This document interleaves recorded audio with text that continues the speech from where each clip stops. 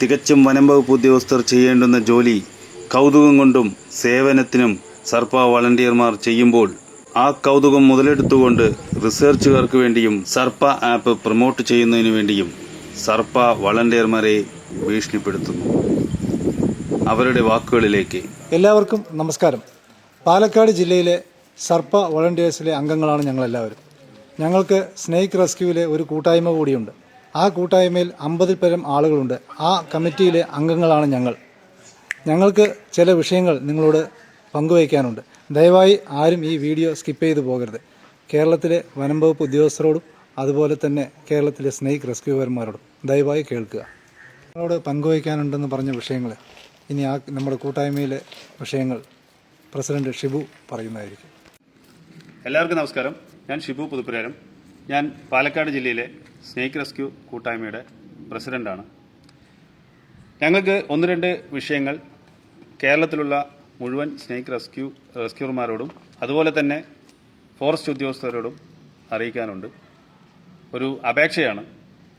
ഞങ്ങൾ രാവെന്നോ പകലെന്നോ രാത്രിയെന്നോ മഴയെന്നോ വെയിലെന്നോ വ്യത്യാസമില്ലാതെ ജനങ്ങൾ ആവശ്യപ്പെടുമ്പോൾ ജനവാസ മേഖലയിലേക്ക് ഇറങ്ങിയ പാമ്പുകളെ ജനങ്ങൾ ഭീതിയിലാകുമ്പോൾ ആ ഭീതി അകറ്റാനും അതുപോലെ ആ പാമ്പുകളെ രക്ഷപ്പെടുത്താനും ഓടിച്ചെല്ലുന്ന ഒരു കൂട്ടം ആളുകളാണ്. ഇങ്ങനെ സ്വന്തം ജീവൻ പോലും നോക്കാതെ ജനങ്ങൾ വിളിക്കുമ്പോൾ ഓടിച്ചെല്ലുന്ന നമ്മളെപ്പോലുള്ള സ്നേക്ക് റെസ്ക്യൂർമാർക്ക് ഒരു ഇൻഷുറൻസ് പരിരക്ഷ പോലും സർക്കാരിൻ്റെ ഭാഗത്തു നിന്നോ വനം വകുപ്പിൻ്റെ ഭാഗത്തു നിന്നോ അതിനുവേണ്ട നടപടികളൊന്നും സ്വീകരിച്ചിട്ടില്ല എന്നുള്ളത് ദുഃഖകരമാണ്. ഇത് നമുക്കെല്ലാവർക്കും ഒരു പ്രധാന വിഷയമാണ്. ഇത് പാലക്കാട് ജില്ലയിലെ ഒരു കൂട്ടായ്മ മാത്രമല്ല, കേരളം മുഴുവൻ നമ്മളൊരു കൂട്ടായ്മ സംഘടിപ്പിച്ചാലേ ഇതുപോലുള്ള വിഷയങ്ങൾ, നമ്മുടെ ആവശ്യങ്ങൾ നമുക്ക് നേടിയെടുക്കാൻ സാധിക്കുകയുള്ളൂ. അതുപോലെ തന്നെ രണ്ടാമത്തൊരു ഇപ്പോൾ ഉള്ള നമ്മൾ നേരിടുന്ന ഒരു പ്രധാന വിഷയം നമ്മുടെ ലൈസൻസിന്റെ വിഷയമാണ്. അതായത് 2025 നവംബറിൽ ലൈസൻസ് 2 വർഷമായവരും 4 വർഷമായവരും 5 വർഷമായവരും ഒരുമിച്ച് റിന്യൂവൽ ചെയ്യണമെന്നും എന്ന് പറഞ്ഞ് പ്രാക്ടിക്കൽ ടെസ്റ്റ് നവംബർ മാസം നടത്തുകയുണ്ടായി. അത് 2026 ഏപ്രിൽ മാസം 5 കാലമായിട്ടും ഇതുവരെ അത് റിന്യൂവൽ ചെയ്ത് നൽകിയിട്ടില്ല എന്നുള്ളത് വനം വകുപ്പിന്റെ ഇല്ലെങ്കിൽ സർപ്പ പദ്ധതിയുടെ വീഴ്ചയാണ്.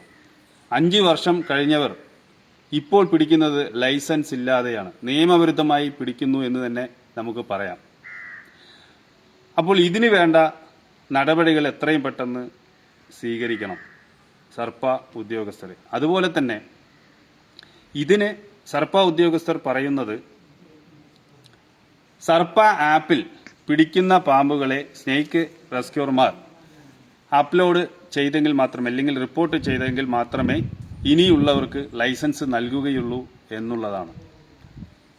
ഇതിൽ വരുന്ന വിഷയം എന്തെന്നാൽ, പഴയകാല സർപ്പ വരുന്നതിനും മുമ്പുള്ള ആളുകളും അത് കഴിഞ്ഞുള്ള ആളുകൾക്കും അനുഭവ സമ്പത്തുള്ള ആളുകൾക്ക് വിദ്യാഭ്യാസമില്ലാത്തതിന്റെ പേരിലും അതുപോലെ തന്നെ നല്ലൊരു ഫോണില്ലാത്തതിന്റെ പേരിലും കോൾ വിളിക്കാൻ മാത്രം ഉപയോഗിക്കുന്ന ഫോണുകളുള്ള ധാരാളം ആളുകളുണ്ട്.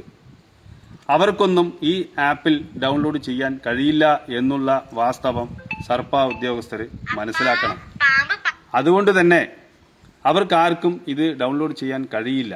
ആ വിദ്യാഭ്യാസമില്ലാത്തതിന്റെ പേരിലോ അല്ലെങ്കിൽ സാമ്പത്തികമില്ലാത്തതിന്റെ പേരിലോ ഈ അനുഭവ സമ്പത്തുള്ള ആളുകളെ ഈ മേഖലയിൽ നിന്നും മാറ്റി നിർത്തുന്ന ഈ സർപ്പ പദ്ധതിയുടെ നിഷേധാത്മകമായ തീരുമാനം പിൻവലിക്കാൻ വേണ്ട നടപടി വനം വകുപ്പ് ഉദ്യോഗസ്ഥരും അതുപോലെ വനം വകുപ്പ് മന്ത്രിയും ഇടപെട്ട് എല്ലാ റെസ്ക്യൂർമാർക്കും ലൈസൻസ് പുതുക്കി നൽകുന്നതിനുള്ള തീരുമാനത്തിലേക്ക് എത്തണമെന്ന് വിനീതമായി അപേക്ഷിക്കുകയാണ്. ഇത് ഒട്ടുമിക്ക ആളുകളും നേരിടുന്ന പ്രശ്നമാണ്. ഇത് എല്ലാവരും മനസ്സിലാക്കണം. ഇന്നത്തെ സാഹചര്യത്തിൽ, അതായത് ഇന്ന് ഇത്രയേറെ പാമ്പുകടി മരണങ്ങൾ കാണുന്നു.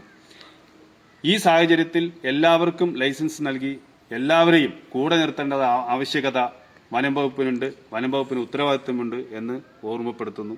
ഞങ്ങൾ ആരും വനം വകുപ്പിനെതിരോ ഇല്ലെങ്കിൽ സർപ്പയ്ക്കെതിരോ അല്ല. ഞങ്ങൾക്കെല്ലാവർക്കും നേരത്തെ പലരും പാമ്പിനെ വെച്ച് കളിപ്പിച്ചും അതുപോലെ തന്നെ പാമ്പിനെ വെച്ച് ഉപജീവന മാർഗം നടത്തിയ ആളുകളും ഇന്ന് സർപ്പ പറയുന്നത് പോലെ ആ ഗൈഡ് ലൈൻ പ്രകാരം പിടിക്കുന്ന ആളുകളാണ് എന്നുള്ള ഒരു വസ്തുത കൂടി സർപ്പ ഉദ്യോഗസ്ഥർ മനസ്സിലാക്കണം. ആരെയും തോൽപ്പിക്കാൻ വേണ്ടി ഇതുപോലുള്ള പഴയ ആളുകളെ ഒഴിവാക്കരുത് എന്ന ഒരു അപേക്ഷ കൂടി ഞങ്ങൾ വയ്ക്കുകയാണ്. ഇതിനുവേണ്ടി പാലക്കാട് ജില്ലയിൽ നിന്നും ഈ കൂട്ടായ്മയുടെ പേരിൽ ഞങ്ങൾ വനം വകുപ്പ് മന്ത്രിക്കും അതുപോലെ ഫോറസ്റ്റ് ഉദ്യോഗസ്ഥർക്കും ഒരു നിവേദനം സമർപ്പിക്കുകയുണ്ടായി. ഇതാണ് ആ നിവേദനം. 24/26 ഇത് സമർപ്പിച്ചത്. അതിൻ്റെ പകർപ്പാണ് ഈ കാണുന്നത്. ഇതുപോലെ നമ്മുടെ ആവശ്യങ്ങൾക്ക് വേണ്ടി പാലക്കാട് ജില്ലയിൽ നിന്ന് മാത്രമല്ല കേരളം മുഴുക്കെ ഈ സ്നേക്ക് റെസ്ക്യൂർമാരുടെ കൂട്ടായ്മ സംഘടിപ്പിക്കേണ്ടതുണ്ട്. അതുകൊണ്ട് കേരളത്തിലെ മുഴുവൻ സ്നേക്ക് റെസ്ക്യൂർമാരോടും ഞങ്ങളൊരു അപേക്ഷ വയ്ക്കുകയാണ്. അതായത് ഞങ്ങൾ ഈ കൂട്ടായ്മയുടെ ഭാരവാഹികളുടെ നമ്പർ ഈ താഴെ കൊടുക്കുന്നുണ്ട്. അവരെ ബന്ധപ്പെടണം. നമ്മൾ ഒത്തൊരുമിച്ച് ഒറ്റക്കെട്ടായി നമ്മുടെ ആവശ്യങ്ങൾക്ക് വേണ്ടി പോരാടേണ്ടതുണ്ട്. നമ്മുടെ സുരക്ഷയ്ക്ക് വേണ്ടിയും അതുപോലെ ജനങ്ങളുടെ സുരക്ഷയ്ക്ക് വേണ്ടിയും നമ്മൾ ഒരുമിച്ച് നിൽക്കേണ്ടതിൻ്റെ ആവശ്യകത വളരെ വലുതാണ്. ഇനിയൊരു കാര്യം പറയാനുള്ളത് വനം വകുപ്പിലെ ഉയർന്ന ഉദ്യോഗസ്ഥരോടും വനം വകുപ്പ് മന്ത്രിയോടും കൂടിയാണ്. ഞങ്ങളിൽ പല ആളുകളും ഈ സർപ്പ വരുന്നതിന് മുമ്പ് ഈ റെസ്ക്യൂ മേഖലയിൽ ഉണ്ടായിരുന്ന ആളുകളാണ്. വനം വകുപ്പും അതുപോലെ തന്നെ പൊതുജനങ്ങളും വിളിക്കുമ്പോൾ പാമ്പുകളെ പിടിച്ച് രക്ഷപ്പെടുത്തിയ ആളുകളാണ്. അത് ഈ ഗൈഡ് ലൈൻ പ്രകാരമല്ല അന്ന് പിടിച്ചുകൊണ്ടിരുന്നത്. അന്ന് ചാക്കിലും അതുപോലെ തന്നെ ബോട്ടലുകളിലൊക്കെ ആക്കി പിടിച്ചിരുന്ന ആളുകളാണ്. എന്നാൽ ഇന്നത്തെ എല്ലാവർക്കും അതുപോലെ സാധിക്കില്ല. അത് പിടിക്കുന്നത് പാമ്പിനും ഞങ്ങൾക്കും ജനങ്ങൾക്കും അപകടമില്ലാതെ തന്നെയാണ് പിടിച്ചുകൊണ്ടിരുന്നത്. പക്ഷേ ഇന്നത്തെ സാഹചര്യത്തിൽ നമ്മൾ ഒന്ന് മനസ്സിലാക്കണം. നമ്മൾ പാമ്പിനെ കാണുമ്പോൾ ജനങ്ങൾ വിളിക്കുന്ന സമയത്ത് ഞങ്ങൾ ആരും ഫോറസ്റ്റ് ഉദ്യോഗസ്ഥരല്ല. അതുകൊണ്ട് തന്നെ ഞങ്ങൾ പല പണികളിൽ ഏർപ്പെടുന്ന ആളുകളാണ്.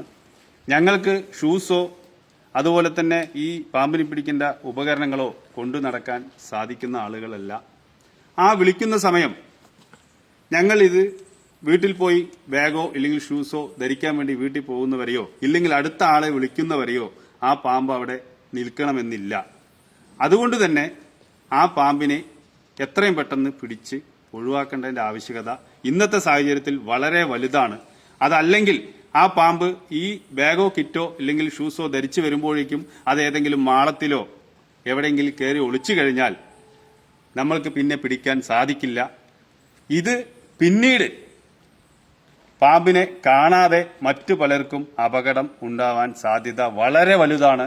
അതുപോലെ തന്നെ മുട്ടയിടാനായ പാമ്പാണെങ്കിൽ അത് കിട്ടിയില്ലെങ്കിൽ അവിടെ വീടിന്റെ പരിസരത്ത് മുട്ടയിട്ട് കുഞ്ഞുങ്ങൾ വിരിയുകയും അത് വീട്ടിനകത്തേക്കും ഇതുപോലുള്ള അപകടങ്ങൾ ഉണ്ടാവാൻ വളരെ വളരെ ചാൻസ് കൂടുതലാണ്. അതുകൊണ്ട് ഇന്നത്തെ സർപ്പ വൾഡർമാരിൽ എല്ലാവർക്കും ഇത് പിടിക്കാൻ സാധിക്കില്ല. അതുകൊണ്ട് തന്നെ പഴയ ആളുകൾക്ക് പാമ്പിനെ അപകടമില്ലാത്ത രീതിയിൽ പിടിക്കാൻ സാധിക്കുമെങ്കിൽ അത് വനം വകുപ്പ് മനസ്സിലാക്കി ഇല്ലെങ്കിൽ സർപ്പ ഉദ്യോഗസ്ഥർ മനസ്സിലാക്കി കാണുന്ന സമയം ചില സാഹചര്യങ്ങളിൽ ഷൂ ഇല്ലെങ്കിലും കിറ്റില്ലെങ്കിലും പിടിച്ചു ഒഴിവാക്കാനുള്ള സാഹചര്യം ഉണ്ടാക്കണമെന്ന് അപേക്ഷിക്കുന്നു. അത് ഉണ്ടാക്കിയില്ലെങ്കിലും ഞങ്ങൾ സർപ്പയ്ക്കെതിരെ നിൽക്കില്ല. സർപ്പ ഇല്ലെങ്കിൽ വനം വകുപ്പ് ഉദ്യോഗസ്ഥർ പറയുന്നത് പ്രകാരം ഇന്ന് ഞങ്ങളോട് പറഞ്ഞു അങ്ങനെ പിടിക്കരുതെന്ന്, അതുപോലെ തന്നെ ഞങ്ങൾ മുമ്പോട്ട് പോകും. ഇത് പിടിക്കേണ്ടതിന്റെ ആവശ്യകത ഞങ്ങൾ വരുന്നത് ജനങ്ങളെ സേവിക്കാനാണ്. ഞങ്ങളെ കൊണ്ട് കഴിയുന്ന ആളുകൾ മാത്രമേ അതിന് ചെയ്യുള്ളൂ. അത് പാമ്പിനും ജനങ്ങൾക്കും ഞങ്ങൾക്കും അപകടമില്ലാതെ മാത്രമേ ഞങ്ങൾ ചെയ്യുകയുള്ളൂ എന്ന ഉറപ്പും കൂടി നൽകുന്നു. ജനങ്ങൾ വിളിക്കുമ്പോൾ പോവാൻ പറ്റാത്തതിന്റെ വിഷമം ഞങ്ങൾക്കുണ്ട്. കാരണം ഞങ്ങൾ പല പണികളിൽ ഏർപ്പെടുന്ന ആളുകളാണ്. ഞങ്ങൾ ഈ കിറ്റില്ലാത്തതിന്റെ പേരിൽ പിടിക്കാൻ അല്ലെങ്കിൽ ഷൂ ഇല്ലാത്തതിന്റെ പേരിൽ മാറി നിൽക്കേണ്ട അവസ്ഥ വരുമ്പോൾ അത് നാളെ ഒരാൾക്ക് കടി കിട്ടേണ്ട ഒരു അവസ്ഥയായാൽ അത് ഞങ്ങൾക്ക് മനപ്രയാസം ഉണ്ടാക്കും എന്നുള്ളത് സത്യമായ ഒരു വസ്തുതയാണ്. അത് വനം വകുപ്പ് ഉദ്യോഗസ്ഥർ മനസ്സിലാക്കണമെന്നുകൂടി ഞങ്ങൾ ഈ അവസരത്തിൽ പറയാൻ ആഗ്രഹിക്കുകയാണ്. ഈ കാര്യങ്ങളെല്ലാം വനം വകുപ്പ് പുനഃപരിശോധിച്ച് ഞങ്ങൾക്ക് വേണ്ടുള്ള ഞങ്ങളുടെ പ്രശ്നങ്ങളെല്ലാം പരിഹരിച്ച് നൽകണമെന്ന് വിനീതമായി അപേക്ഷിക്കുന്നു. ഞങ്ങളുടെ ജീവനും പൊതുജനങ്ങളുടെ ജീവനും എത്രയും വിലപ്പെട്ടതാണ്. ഈ ആവശ്യങ്ങളൊക്കെ നിറവേറ്റി തരണമെന്ന് വിനീതമായി അപേക്ഷിക്കുന്നു.